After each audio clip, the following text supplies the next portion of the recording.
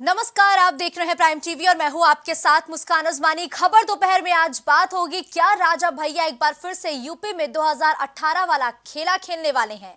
दरअसल यूपी की 10 राज्य सीटों के लिए 27 फरवरी को मतदान होना है। 10 सीटों के लिए 11 उम्मीदवार मैदान में है। भारतीय जनता पार्टी यानी कि बीजेपी से 8 और समाजवादी पार्टी से 3 नेता ताल ठोक रहे हैं। 403 सदस्यों वाले यूपी विधानसभा में इस समय 399 विधायक हैं और संख्या बल के लिहाज से अगर देखें तो बीजेपी के 7 उम्मीदवारों की जीत तय है। लेकिन पार्टी के 8वां उम्मीदवार उतार देने से सपा की तीसरी सीट अब फंस गई है। नंबर गेम में फंसे एक सीट के लिए सपा से लेकर बीजेपी तक दोनों एक्टिव है।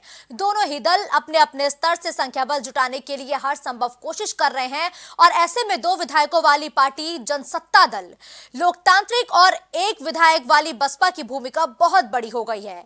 सपा के प्रदेश अध्यक्ष नरेश उत्तम ने जेडीएल प्रमुख रघुराज प्रताप सिंह राजा भैया से उनके आवास पर पहुंचकर मुलाकात की। इसके अगले ही दिन यूपी बीजेपी के अध्यक्ष भूपेंद्र चौधरी भी इसके अगले ही दिन राजा भैया से मिलने पहुंच गए। अब बड़ा सवाल यह है कि क्या भाजपा का 8वां उम्मीदवार राज्यसभा का चुनाव जीत पाएगा या फिर राजा भैया यूपी में एक बार फिर से 2018 वाला खेला खेलेंगे और एसपी के साथ साथ बीजेपी से भी उनका मेल मिलाप आखिर इशारा क्या करता है। आज इन्हीं बड़े सवालों पर हम बड़ी चर्चा करेंगे, लेकिन इससे पहले कुछ बयान आए हैं वो आपको सुनाते हैं।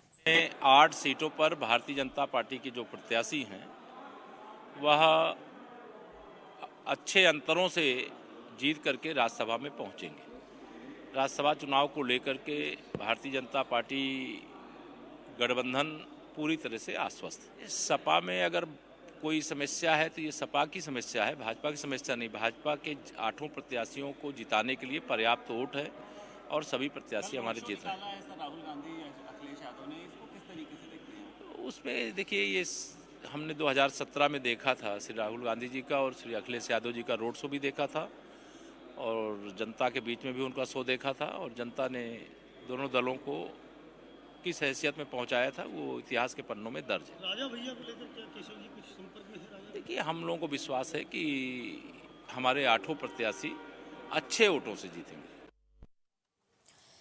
तो देखिए, आज ये सवाल इसलिए उठ रहा है क्योंकि 2018 में राजा भैया ने एक बार अखिलेश यादव को आश्वासन तो दिया था कि वो उन्हीं के उम्मीदवार के पक्ष में वोट डालेंगे, लेकिन जब वोटिंग की बारी आई तो उन्होंने बीजेपी के 9वें प्रत्याशी के पक्ष में वोट डाल दिया, जिसके बाद बीजेपी के 9 प्रत्याशी चयनित हो गए। अब एक बार फिर से समाजवादी पार्टी राजा भैया पर भरोसा तो जता रही है, लेकिन राजा भैया उस भरोसे पर कितना खरा उतरेंगे, ये सवाल बहुत बड़ा है। क्योंकि 2018 में 10 राज्यसभा सीटों का चुनाव था जिनके लिए 27 फरवरी को वोट डाले जाने हैं। तब 2019 के चुनाव से पहले सपा और बसपा में गठबंधन के बीच बातचीत चल रही थी। 8 सीटों पर बीजेपी की जीत सुनिश्चित थी और आरएलडी और अन्य छोटे छोटे दल निर्दलीय विधायक राजा भैया के समर्थन से 2 सीटों पर नंबर गेम सपा बसपा गठबंधन के पक्ष में पूरी तरीके से नजर आ रहा था। सपा से तब भी एक सीट से जया बच्चन उम्मीदवार थी और दूसरी सीट से बसपा के भीमराव अंबेडकर चुनाव लड़ रहे थे। सपा के समर्थन में भीमराव का उच्च सदन पहुंचना भी तय माना जा रहा था, लेकिन तब तक बीजेपी ने अपना 9वां उम्मीदवार भी मैदान में उतार दिया। बीजेपी के इस दाव से जैसे कि सपा अभी अलर्ट मोड में है, पहले भी अलर्ट मोड पर एक्टिव हो गई थी। बैठक अखिलेश यादव ने तुरंत बुला ली। बैठक में प्रतापगढ़ की कुंडा विधानसभा सीट से निर्दलीय विधायक रहे राजा भैया शामिल हुए और कहा जाता है कि तब राजा भैया ने अखिलेश यादव को आश्वासन तक दे दिया था और जैसे ही वोटिंग की बारी आई उन्होंने बीजेपी के 9वें प्रत्याशी के पक्ष में वोट डाल दिया। तो यूपी का सियासी समीकरण पहले समझ लेते हैं। BJP 292, Samajwadi party 108, ADS 13, RLD 9, वही एनपी 6, सुभाषपा 6, बसपा 1, कांग्रेस 2 और जेडीएस 2। तो ये है यूपी का सियासी समीकरण। और सियासी समीकरण पर अगर हम गौर करें तो ये तो तय माना जा रहा है कि जो 7 प्रत्याशी है वो बीजेपी के होने वाले हैं, लेकिन जो 8वां प्रत्याशी है वो किसकी पार्टी का होगा, ये बड़ा सवाल है।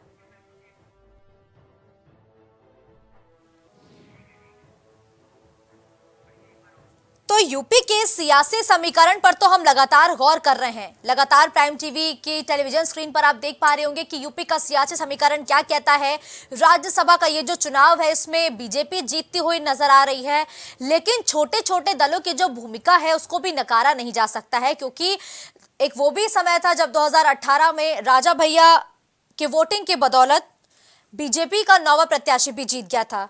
स्थितियां वही है, लेकिन क्या बदला है, ये बड़ा सवाल है। और क्या 2024 में भी 2018 की स्थितियों को राजा भैया दोहराते हुए नजर आएंगे? और राज्यसभा की लड़ाई अब कितनी दिलचस्प हो गई है? आज इन्हीं बड़े सवालों पर हम बड़ी चर्चा करेंगे, जिसके लिए हमारे साथ मेहमान जुड़ चुके हैं। उनका परिचय पहले आपसे करवा देती हूं। संतोष दुबे, नेता बीजेपी, आरपी राजन, नेता समाजवादी पार्टी, पंकज रस्तोगी, वरिष्ठ पत्रकार के तौर पर इस चर्चा में हमारे साथ जुड़ चुके हैं। आप सभी मेहमानों का पहले तो बहुत बहुत स्वागत। और इस चर्चा की शुरुआत सबसे पहले आरपी राजन जी से करते हुए। आरपी राजन जी, केशव प्रसाद मौर्य ये कह रहे हैं कि 7 प्रत्याशी तो हमारे जीतेंगे, ये तो बिल्कुल तय है, आंकड़ा भी यही जाहिर करता है। लेकिन जो उनका 8वां प्रत्याशी है, उसको लेकर भी वो कॉन्फिडेंट नजर आ रहे हैं। और आप भी लगातार राजा भैया के टच में हैं। क्या माना जाए कि 2018 की परिस्थितियां फिर से दोहराने वाले हैं राजा भैया? हाँ जी, राजनीति में और लोकतंत्र में। आरपी राजन जी की आवाज हम तक नहीं पहुंच पा रही है। क्या आप मुझे सुन पा रहे हैं राजन जी? जी मुस्कान जी, आवाज आ रही है मेरी? जी जी बिल्कुल, पक्ष रखिए अपना। लोकतंत्र में यदि आप प्रत्याशी हैं तो और जो मतदाता है उसके पास आपको जाना पड़ता है, और बिना मतदाता के पास जाए आप अपनी बात नहीं रख सकते। ये लोकतांत्रिक प्रक्रिया है, उसके तहत हम सबसे मिल रहे हैं। और निश्चित तौर पर मैं इंडिया प्राइम टीवी के माध्यम से, आपके माध्यम से आश्वस्त करना चाहता हूं कि समाजवादी पार्टी राज्यसभा के चुनाव में पूरी सीटें जीतने जा रही है। जीत करके हम 3 सीटें समाजवादी पार्टी, हम आश्वस्त हैं। हमारे साथ विधायक हैं, हमारे पास संख्या है, लोग हमारे साथ खड़े हैं इस समय, और हम जीत करके निश्चित तौर पर आएंगे। बिल्कुल, क्योंकि लोकतांत्रिक प्रक्रिया में हमें पूरा भरोसा है।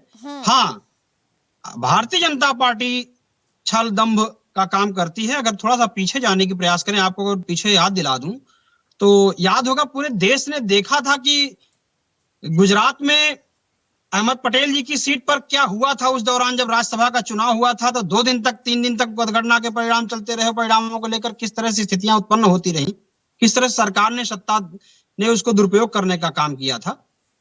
तो वो चीजें भारतीय जनता पार्टी करती है। लेकिन हम लोकतांत्रिक प्रक्रिया और लोकतंत्र में निश्चित तौर पर हमें भरोसा है, और हम जीत करके आएंगे। हमारे साथ संख्या बल है, विधायक है। बिल्कुल ठीक है, बिल्कुल ठीक है। संतोष दुबे जी वो साफ तौर पर कह रहे हैं आरपी राजन साहब की जो 3 सीटें हैं वो तो हमारी हैं, लेकिन आप ही के पार्टी की तरफ से ये कहा जा रहा है कि 8वें जो प्रत्याशी है वो भी हमारे जीतेंगे। तो क्या राजा भैया आपके समर्थन में इस बार भी खड़े रहेंगे? क्या वोटिंग के जब बारी आएगी तो फिर वो सपा को धोखा देके आपके पक्ष में वोट देंगे? मतलब इतना कॉन्फिडेंस कहां से है? बहुत सारे लोग भारतीय जनता पार्टी के प्रत्याशी को वोट करेंगे, और ये समाजवादी बहुत अच्छी तरीके से जानते हैं कि उनके यहाँ टूट की एक बड़ी व्यवस्था तैयार हो गई है, एक बड़ी लाइन खड़ी हो गई है। जिस तरीके से अखिलेश यादव से लोग नाराज हैं, अखिलेश यादव के क्रियाकलापों से लोग नाराज हैं, पार्टी में जिस तरीके से अखिलेश यादव सिर्फ एक वर्ग विशेष का दबदबा बना रहे हैं, उससे वहां बहुत सारे लोग नाराज हैं, और उसका लाभ निश्चित ही भारतीय जनता पार्टी को मिलेगा। ठीक है, बीजेपी को तो लाभ मिलेगा या नहीं मिलेगा देखते हैं जब नतीजे घोषित होंगे। लेकिन देखिए पंकज रस्तोगी जी, चुनाव नजदीक है, कल ही वोट डाले जाने हैं। 10 सीटों पर जो सभी विधायक है वो अपने मत का इस्तेमाल करेंगे। छोटे मोटे जो दल है ये कितनी निर्णायक भूमिका कल निभाने वाले हैं? ये 10 सीटों का राज्यसभा का चुनाव है, इसके लिए कल वोटिंग होगी।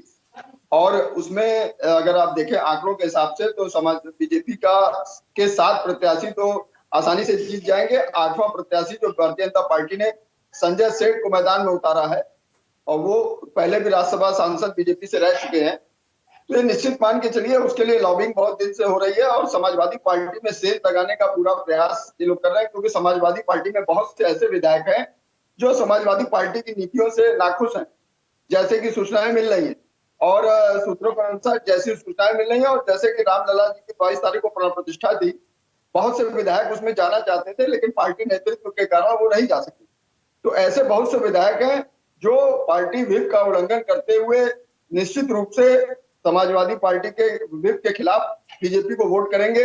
हालांकि समाजवादी पार्टी ने उनको बाकायदा अपने पार्टी कार्यालय में बुला के रखा, उसके लिए पूर्वाभ्यास भी किया गया, उनको वोट डालने के लिए तरीके भी बताए गए, डमी मतपत्रों के द्वारा ये सब किया गया। लेकिन जिस तरह आरएलडी बीजेपी के खाते में खड़ी है और सुबसपा हाई है, ओम प्रकाश राजभर की पार्टी, और राजा भैया शुरू से ही जो है बीजेपी का समर्थन करते रहे हैं, तो इस बात की इस बार भी पुरजोर संभावना है कि वो बीजेपी के पक्ष में अपना वोट डालेंगे। और समाजवादी पार्टी के अगर कुछ विधायक अगर समर्थन कर देते हैं तो निश्चित मान के चलिए कि आसानी से भारतीय जनता पार्टी का प्रत्याशी जीत जाएगा। और अभी 2027 में विधानसभा का चुनाव आसन है। यानी पंकज रस्तोगी जी ये मान के चले कि क्रॉस वोटिंग का जबरदस्त तरीके से होने वाली है। बिल्कुल बिल्कुल। और मुस्कान जी एक चीज और समझ लीजिए, ऐसे भी विधायक हैं वो ये भी तय करके चल रहे हैं अगर उनकी सदस्यता भी चली जाती है तो फिर वो बीजेपी का दामन थाम सकते हैं या बीजेपी द्वारा एमएलसी की डिमांड कर सकते हैं। सब तमाम तरीके के समीकरण प्रयास लगाए जा रहे हैं जिसका पटाक्षेप कल की वोटिंग के बाद ही हो सकेगा।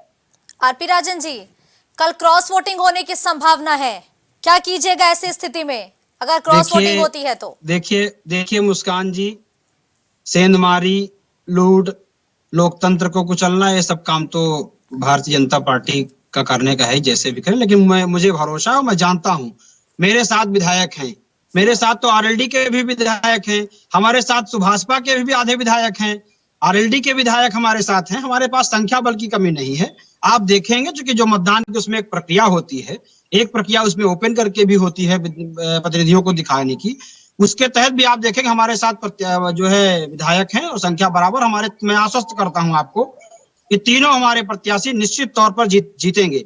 रही बात पंकज भाई ने जो कहा कि बहुत सारे विधायक कहीं जाना चाह रहे थे, कहीं नहीं जाना चाह रहे थे, कहीं बहुत सारे विधायक सदस्यता भी चली जाएगी तो बीजेपी का दामन थाम सकते हैं, तो ये पता नहीं कहां से लेकर के आते हैं। जो आज की डेट में जनता जानती है मुस्कान जी, जनता ने देखा, आपने देखा था दारा सिंह चौहान का क्या हाल हुआ, जब लोगों ने देखा था, घोसी के चुनाव में भी देख लिया, जिन लोगों ने जनता के साथ धोखा करने का काम किया, समाजवादी से जीत करके आया, बीजेपी का दामन थामा, जनता ने उनको धूल चटाने का काम किया। तो जनता की अदालत में जनता निश्चित तौर पर इसी चुनाव में नहीं, जनता आने वाले आगामी लोकसभा के चुनाव में भी देखेंगे कि अब सच्चे दिन आने वाले हैं। इन्होंने अच्छे दिन की बात कही थी लेकिन मैं उसको संशोधन करता हूं, अब सच्चे दिन आने वाले हैं और मोदी जी जाने वाले हैं। आप देखेंगे जनता इन लोगों को विदा कर देगी। तो इस तरह की बातें करने से जब तक तथ्यात्मक बात ना हो तो मैं नहीं मानता। आरपी राजन जी, राजनीति में संभावनाएं बहुत है, संभावनाएं अपार है राजनीति में।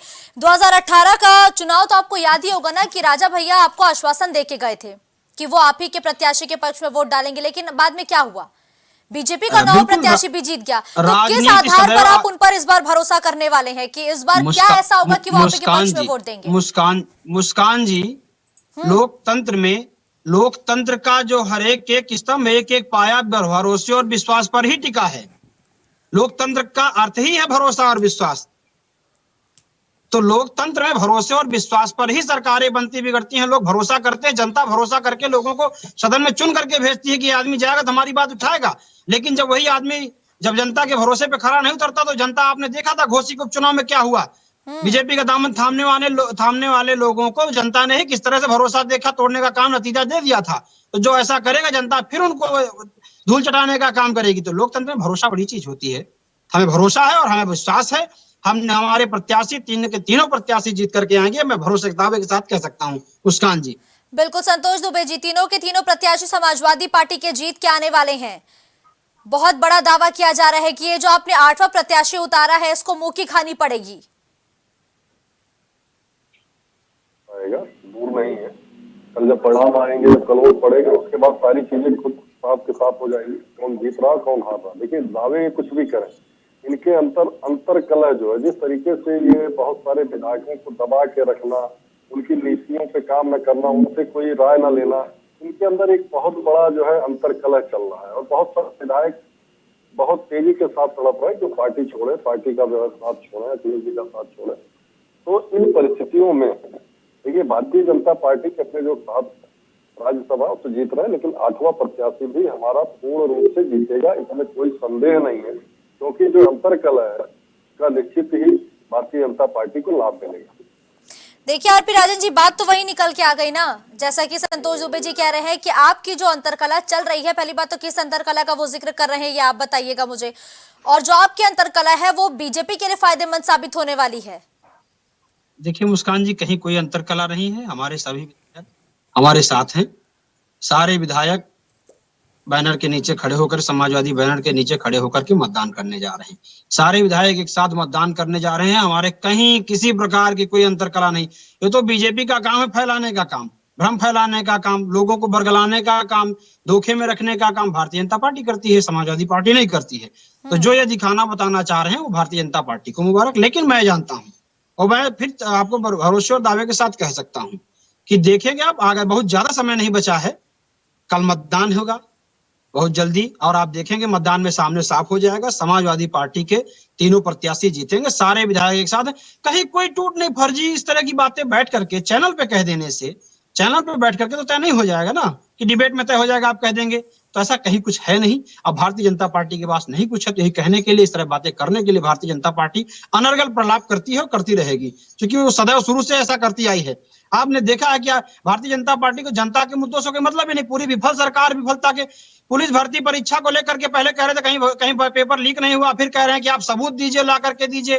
फिर उसके बाद क्या हुआ, भर्ती परीक्षा इनको जो है कैंसिल करना पड़ गया। तो सरकार अपने जो कार्यों में ही नहीं समझ पा रही क्या है, कब क्या कहती है, कब क्या नहीं करती है। अपने किए हुए कार्यों में वापस लौट करके अपने फैसलों को वापस ले लेती है।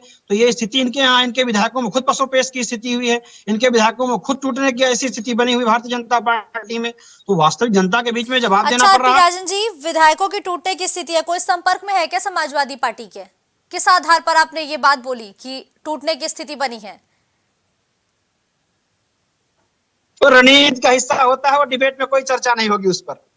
वो नहीं, तो अगर आपने इतनी बड़ी बात बोली तो हमारी जनता भी तो जानना चाहेगी ना भाई। जनता को 5 साल बाद मौका मिलता है, कैसी बात कर रहे हैं? जनता जानना चाहती है। जनता कल दूध का दूध पानी का पानी हो जाएगा और जनता तो जानना चाहती है। और एक चीज बता दूं आपको, भारतीय जनता पार्टी सुनने में आ रहा है कि 40 सांसदों के टिकट काटने जा रही। आखिर भैया टिकट क्यों काटने जा रहे हैं? इसका मतलब है कि उन सांसदों ने काम नहीं किया, जनता के बीच में उन्होंने काम नहीं किया।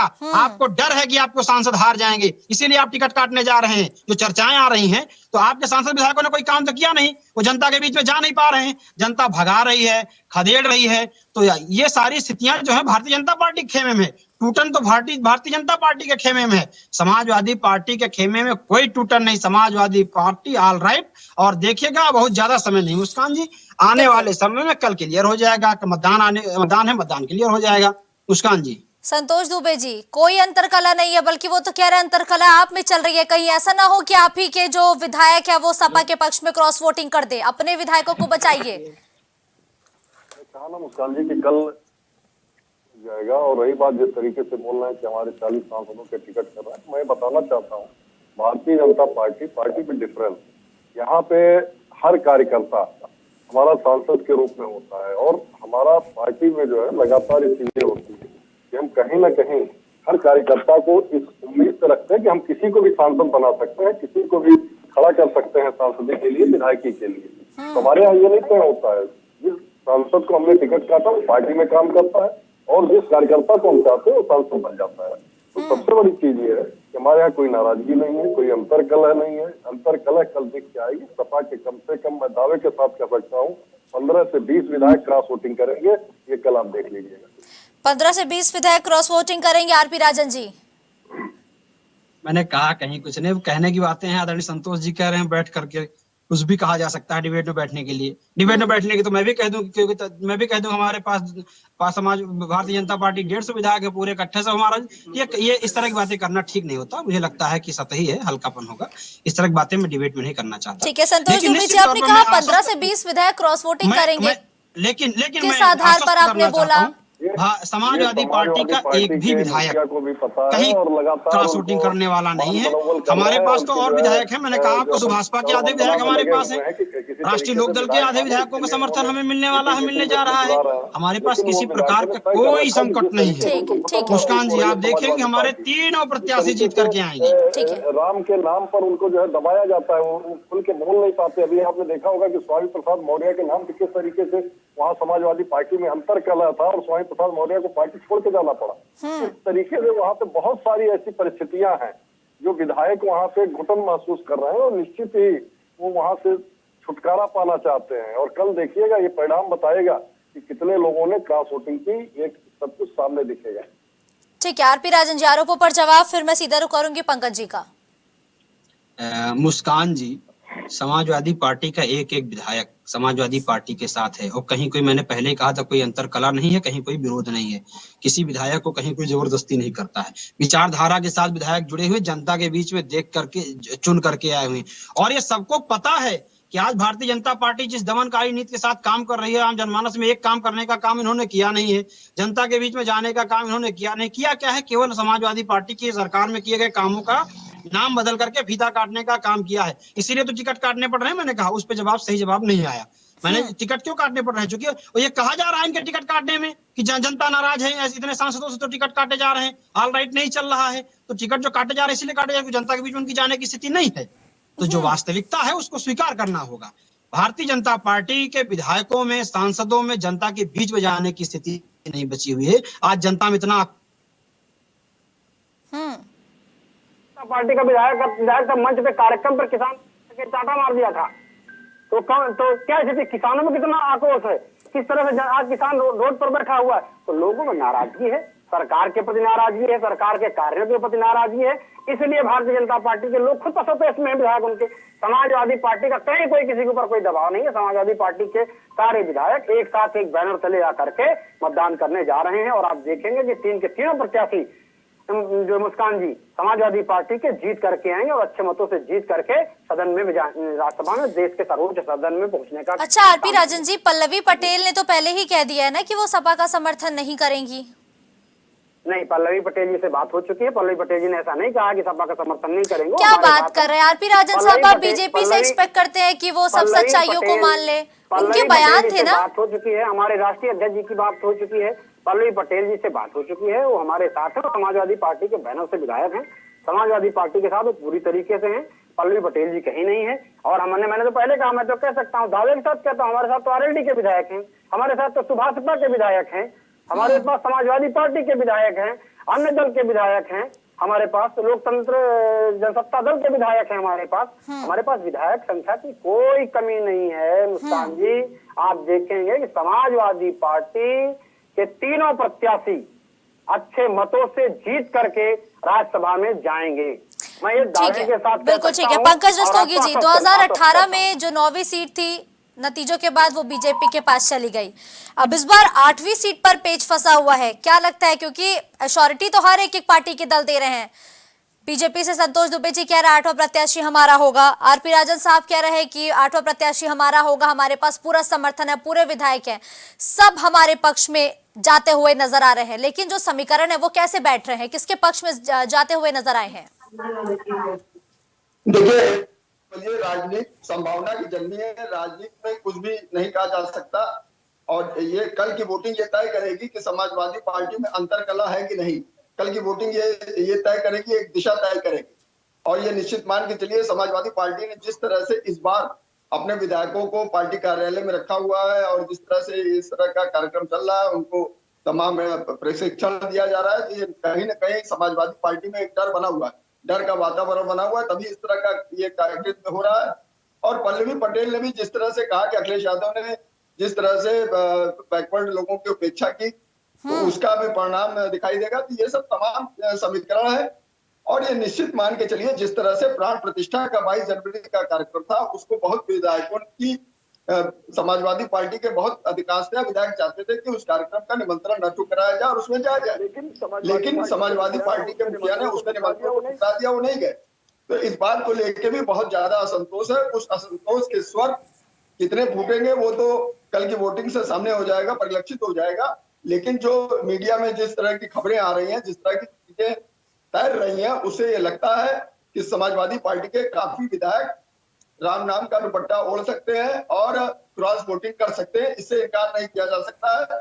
अब वो कितना आरपी राजन जी, ये निश्चित पंकज रस्तोगी जी कह रहे हैं कि डर ही तो है ना जो आपने अपने विधायकों को पार्टी में बुला रखा है, पार्टी कार्यालय के अंदर बंद कर रखा है। अगर डर नहीं होता तो फिर उन्हें खुलेआम घूमने दीजिए, क्यों पिंजरे में कैद किया है? दरअसल मुस्कान जी, मैं कई बार कह चुका हूँ, पंकज भाई को सदैव सिर्फ एक पक्ष दिखता है, भारतीय जनता पार्टी। ये पत्रकारिता कम पक्षकारिता ज्यादा करते हैं। इनको कभी विश्लेषण जो है विश्लेषण सामान्य तो कभी करते ही नहीं। एक दल से ना जाने क्या भारतीय जनता पार्टी से भाई इनको मिलता होगा, इनकी रोजी रोटी चल रही होगी, मैं नहीं जानता हूँ क्या है।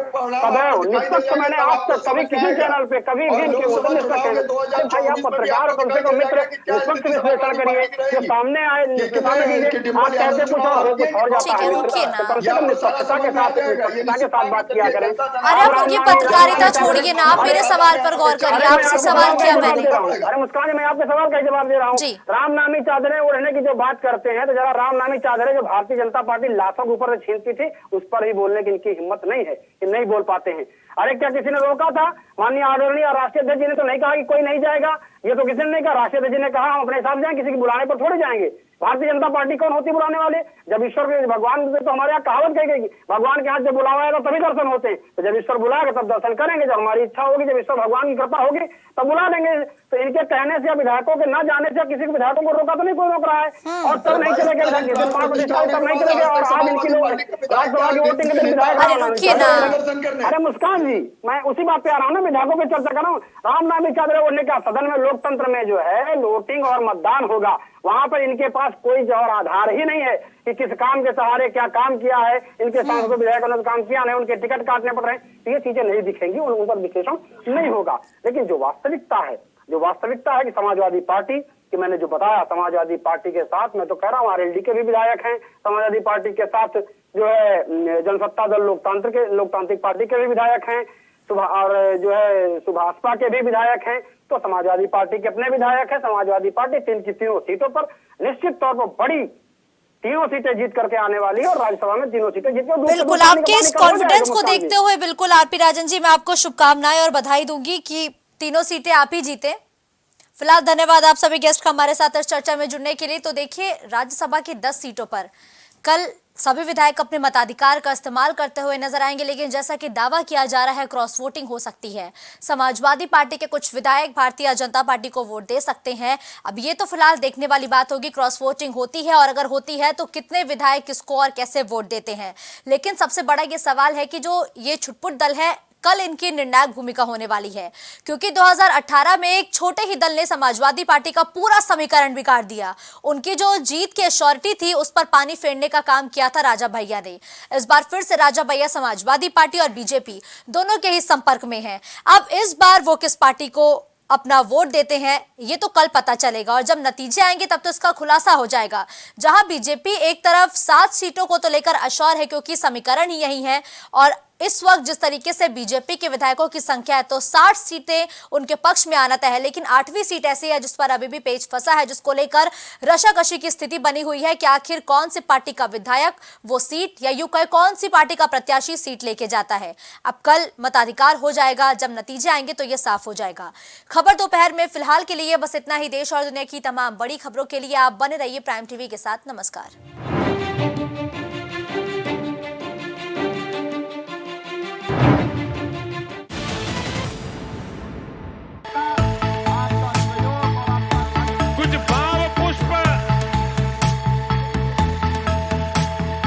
आप देख रहे हैं प्राइम टीवी, सच साहस सरोकार। प्रधानमंत्री श्री नरेंद्र मोदी का संकल्प है कि देश का हर नागरिक पोषित, सशक्त और समर्थ बने। जब पूरा विश्व इस सदी की सबसे बड़ी महामारी कोविड-19 से जूझ रहा था, उस दौरान प्रधानमंत्री श्री नरेंद्र मोदी जी के नेतृत्व में भारत सरकार ने प्रधानमंत्री गरीब कल्याण अन्न योजना का संचालन कर देश के गरीबों की खाद्य सुरक्षा सुनिश्चित की। इसी संवेदनशीलता को जारी रखते हुए आज 80 करोड़ से भी ज्यादा लोगों को मुफ्त अनाज दिया जा रहा है। सभी को अनाज, पोषित समाज।